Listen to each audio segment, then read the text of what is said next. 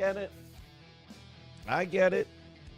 I started hanging out with Kayla, staying over there, driving in at 4 in the morning. I'm so tired. Might be a 2 Celsius morning. I don't know. I get it. I understand.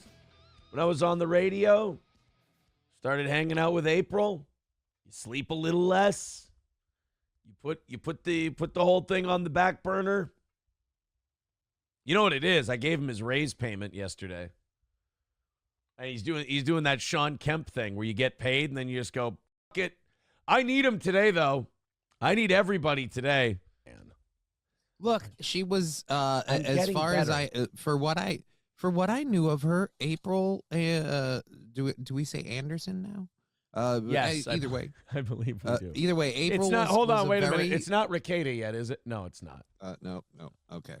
But April was a very lovely lady. She seemed very, very nice. But I'm not saying this disparagingly. The girl had no tits and no ass. Like there was. Wow. It was. Wow. She was rounded off on the back end. You could tell she had a butt. But I'm just. Shots she fired. Didn't have any tits, especially. Shots fired. Jesus Christ. He says April has tits. A little Clearasil fixes that issue. God damn it.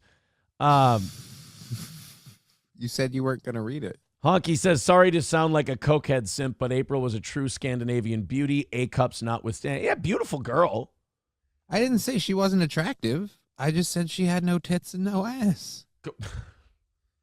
Pretty face. Why is it if you've got no tits and no ass, that means you're ugly? Right. That's not very nice. You can be totally attractive. Same way you can have a rockin' bod and a butterface. Like they don't have to go together. I like tits that when I go into, if you go into missionary, you feel like you're climbing a mountain. You know, that's where I like to be. I like tits that when she's on top of me going at it, they're just punching me in the face. My fucking God. I mean, I don't like them. I like them to have some rigidity to them, but that's just my personal preference. But oh my God, tits to look at? Habit, but if your habit is requiring that kind of maintenance afterwards, what are you doing to yourself? That's what I always thought. I'm like, there's always drama and fights. There's the constant sinus infections. April's got bloody tissues every time she blows her nose. Like, how is this fun, you guys? Like, the few times I did it, I'm like, this wears off really quick, and it doesn't even feel like much because I'm already, like, up as a person in general. So it sucks. It's redundant. I don't like it. And you guys are sitting here, you're doing damage to your nose, you're doing damage to your sinuses, you're f***ing everything up, your brain's turning into Swiss cheese, you can't handle life and stress and all that. Why is this? But thank you. I appreciate you giving me I thought rights. You hated RVs. April didn't like it. And then my oldest was like, I don't really want it anymore. So I did sell it, but I liked having it, before April. I could just tell April didn't like the RV thing. What do you do? Looks like the RV would have been more loyal and faithful. But what do you? Oh, hey, Aaron. Well, maybe if you'd bought April a new awning. Yeah, you know what my problem is? I definitely didn't throw enough money around. Yeah. That's for sure. I'm just saying. You get. She might have been super loyal if you gave her a boob job. Thanks, buddy. In my humble opinion, I would never publicly share when a friend was venting behind the scenes. Though, it's not that you vented; it's that it was a private moment. But the whole thing happened because people were going, "You have to thank Mersh for your raise." Blah blah blah. Mersh for your raise. That's what brought the whole thing up. Where I went, no. I found out about the raise like the same night I found out about the whole thing. In fact, Aaron was like, we were hanging out, Aaron, and I even said, it's like, Aaron was drinking, and he's like, hell, you should thank April for your raise. I was like, so if I owe anybody, I owe April. And then I said, like, that you didn't want me to actually do that on the show. Right. And so, again, the whole thing, like, oh, Johnny shouldn't reveal. I didn't reveal a private moment so much as I was explaining exactly why Mersh had nothing to do with my raise, and it involved that. And again, it's not really that private of a moment, like going, hey, this dude was pissed one night Yeah. while he's drinking, and then he thought better of what he said the next morning. That's not. Somebody texting in, what about the we got divorced but we're still best friends / on good terms people? If you were on good terms and you were still best friends, you'd still be married. You guys are lying to yourselves because you don't want to face the rage of your broken relationship. No good marriage ever ended in divorce. I mean, you can be on good terms with like, okay, so the mother of my children and I are trying to be on good terms because, you know, unfortunately, like with my parents and with other members of my family and stuff, April there was a wedge there. There was a lot of fighting I did because, you know, April was like, I need you to do this and I need you to do that. And I had to, and I'm like any other divorced guy with kids. I want to talk to the mother of my children about drop-offs, pickups, schedules. That's it. You know, I don't want to fraternize. I just want to, talk business, talk shop, get it done. And look, if you get along, that's great. I think that's awesome. You have a laugh, great, awesome, fun. But as we kind of like rebuild that now, that's nice. It's good that we're on good terms. It's good that, things are going in the right direction. It makes the kids happier, so on and so forth. But I would never say, oh, yeah, and we're friends. We're good friends or this and that. It's like, no.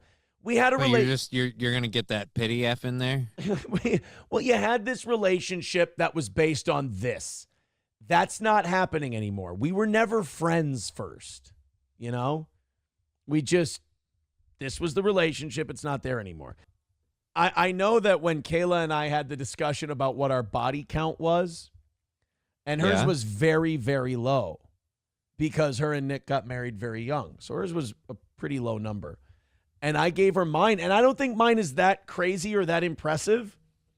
But I told her mine, and I almost feel like she had a judging me moment. She was judging me.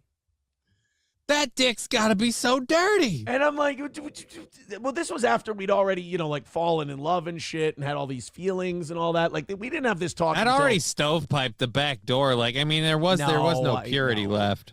But like, this was before the back door. Okay. We had the conversation, and I threw my number out there, and she's like, "Oh my god!" It wasn't like she wasn't mad. But it was kind of like, "Oh my god!" I'm like, it felt judgy, like the reaction felt a little judgy, is all. And then she told everyone else. She goes, "Oh my god, did you hear this? Aaron's number is this," and I'm like, "What the god?" Fauci's pangolins. I throw good dick. What do you want from me? It ain't my face. You liked it?